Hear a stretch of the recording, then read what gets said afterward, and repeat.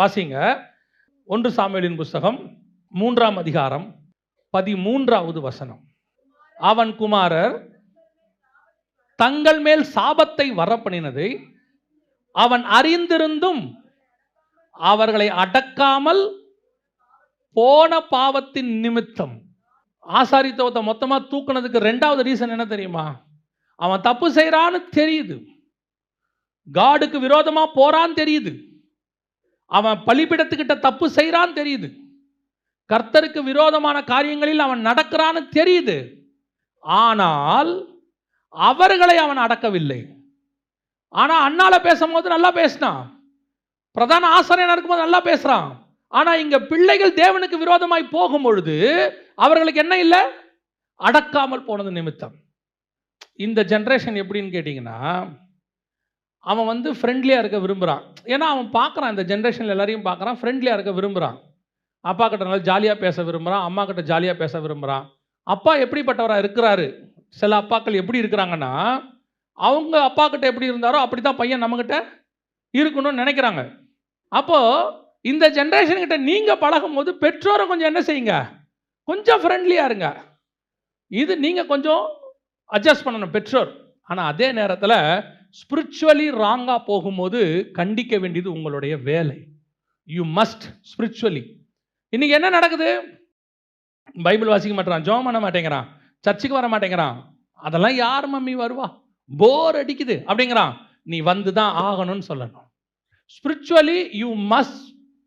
உங்கள் பிள்ளைய நீங்கள் கண்டிப்பாக தான் வைக்கணும், சொல்லணும். இப்படி தான், இதுதான், நாங்கள் இப்படி தான் இருக்கணும்.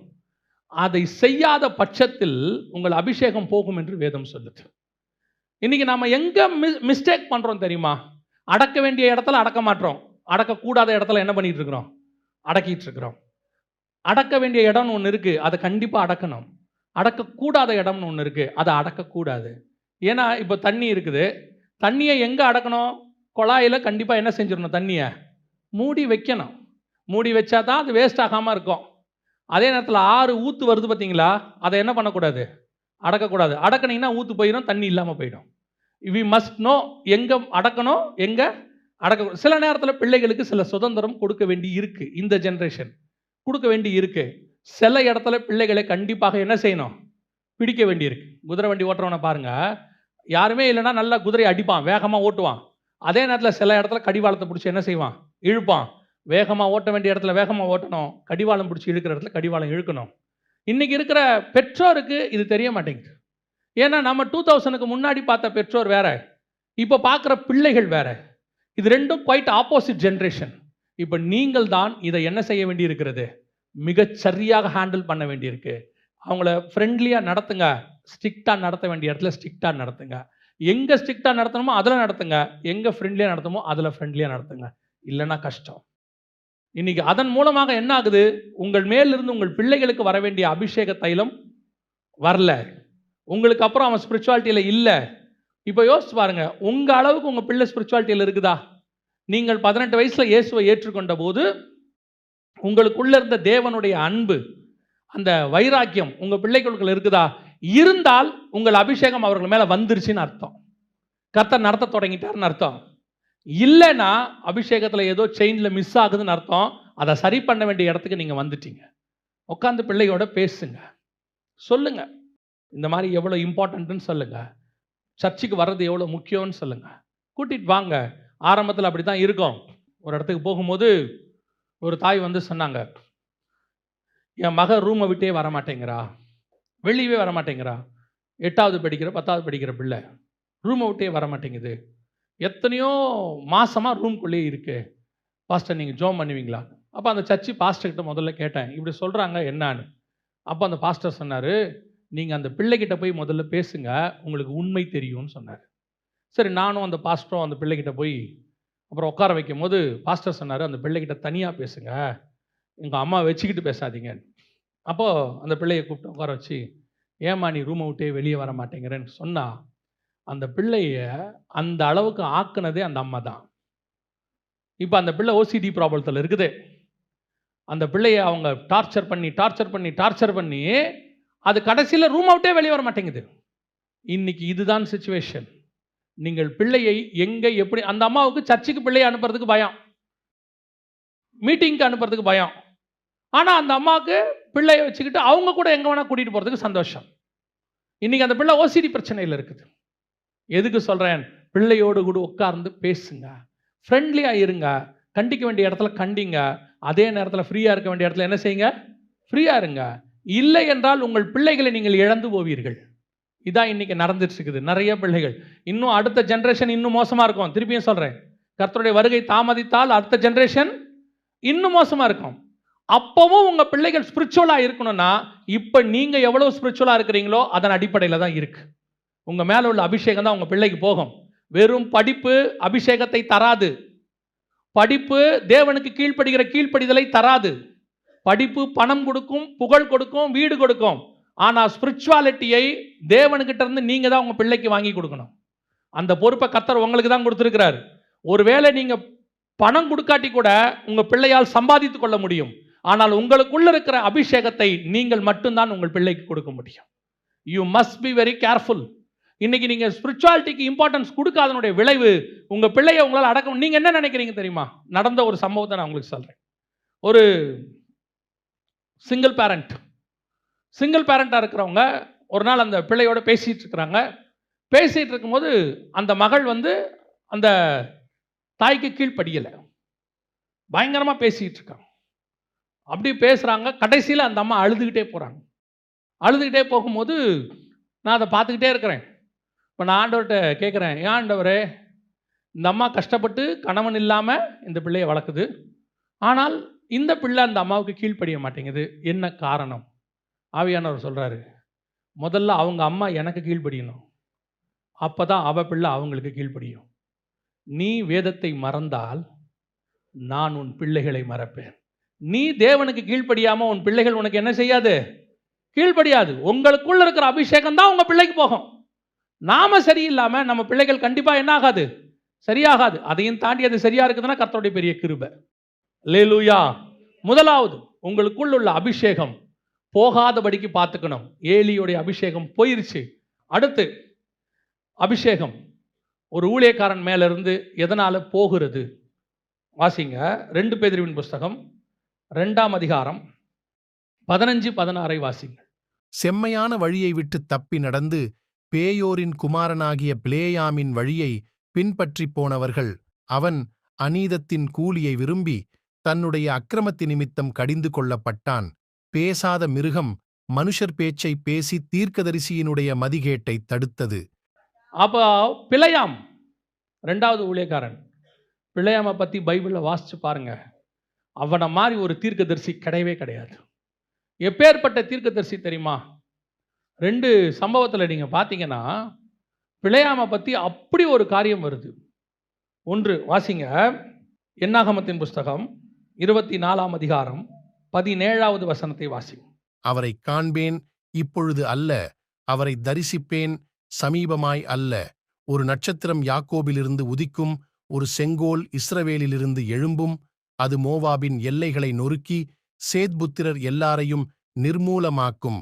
யாரை பற்றின ப்ராஃபஸி தெரியுமா? அது இயேசுவை பற்றின ப்ராஃபஸி. அவர் வரும்போது நட்சத்திரம் தோன்றுவதை பற்றி பேசுகிறான். ஒரு நட்சத்திரம் யாக்கோபிலிருந்து தோன்றும், ஒரு செங்கோல் இஸ்ரவேலிலிருந்து தோன்றும், அது மோவாபை மிதிக்கும். எப்பேற்பட்ட ப்ராஃபஸி பாருங்க. ஜீசஸ் கிரைஸ்டை பற்றின ப்ராஃபஸி. நல்லா தெரிஞ்சுக்கொள்ளுங்க, பிலேயாம் இஸ்ரவேல்காரன் கிடையாது. இன்னும் இஸ்ரவேலர்கள் எங்கே போல? அவங்க நாட்டுக்கே போல. இஸ்ரவேல் தீர்க்கதரிசி கிடையாது, புறஜாதி தீர்க்கதரிசி. The best prophet. அவன் எப்பேற்பட்டவன்றதுக்கு 2வது காரியம், அவன் சபிச்சா சபிச்சது, அவன் ஆசீர்வதிச்சா ஆசீர்வதிச்சது. இது பாலாக்குக்கும் தெரியுது, தேவனுக்கும் தெரியுது. அதனால்தான் தேவனே என்ன பண்றாரு? அவங்ககிட்ட நீ அவனை என்ன பண்ணாத, சபிக்காதன் கர்த்தர் இறங்கி பேசுறாரு. அப்படின்னா அவனுடைய அபிஷேகம் எப்படி பாருங்க. இப்போ அந்த அபிஷேகத்தை தான் கர்த்தர் நம்ம கையில் கொடுத்துருக்கிறார். நீ ஆசீர்வதிக்கிறவர்களை நான் ஆசீர்வதிப்பேன், நீ சபிக்கிறவர்களை நான் சபிப்பேன். அந்த அபிஷேகம் யார் மேல இருக்குது? நம்ம மேல இருக்குது. அவன் முதலாவது இயேசு வரதை பத்தி தீர்க்க தரிசனம் சொன்னான். நாம வரப்போற இயேசுவை பத்தி பேசிட்டு இருக்கிறோம். அந்த அபிஷேகத்தை கர்த்தர் நம்ம மேல கொடுத்திருக்கிறாரு. ஆனால் இந்த அபிஷேகம் எதனால போச்சு? பிலேயாமுக்கு எதனால போச்சு? அந்த வசனம் என்ன சொல்லுது? வாசிங்க, 2 பேதுரு 15:16. செம்மையான வழியை விட்டுத் தப்பி நடந்து பேயோரின் குமாரனாகிய பிலேயாமின் வழியை பின்பற்றிப் போனவர்கள் அவன் அநீதத்தின் கூலியை விரும்பி அநீதத்தின் கூலி. இந்த அநீதத்தின் கூலி திருப்பி இன்னொரு ஆளுக்கு யாருக்கு ஆண்டவர் பைபிள்ல சொல்வார் தெரியுமா? யூதாஸுக்கு சொல்வார். காசுக்காக எல்லாவற்றையும் விடுகிறவர்கள், காசுக்காக மினிஸ்ட்ரி பண்ணுகிறவர்கள், காசுக்காக ஸ்பிரிச்சுவாலிட்டியை யூஸ் பண்ணுகிறவர்கள், அவங்ககிட்ட இருக்கிறது பெரிய கிஃப்ட், பயங்கரமான ப்ராஃபிட். ஆனா எதுக்கு போனான் தெரியுமா? பாலாகி ஏதாவது கொடுப்பான்.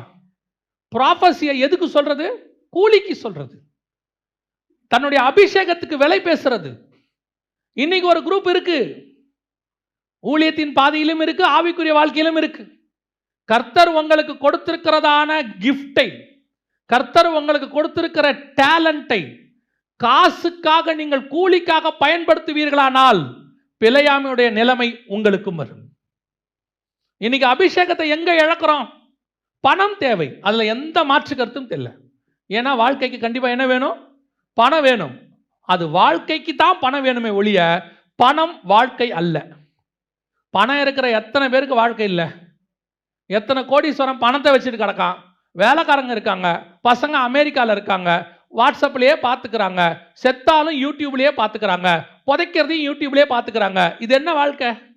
கொரோனா வந்துச்சே, கொரோனா மாதிரி பணத்துக்கு லிட்ரலாக பாடம் எடுக்கிறதான காரியம் யாராலையும் முடியாது. எத்தனை கோடீஸ்வரன், எவ்வளோ பணம், எத்தனை கிரெடிட் கார்டு, எத்தனை காஸ்ட்லி கார், ஒரு ஆக்சிஜன் சிலிண்டர் கிடைக்கல.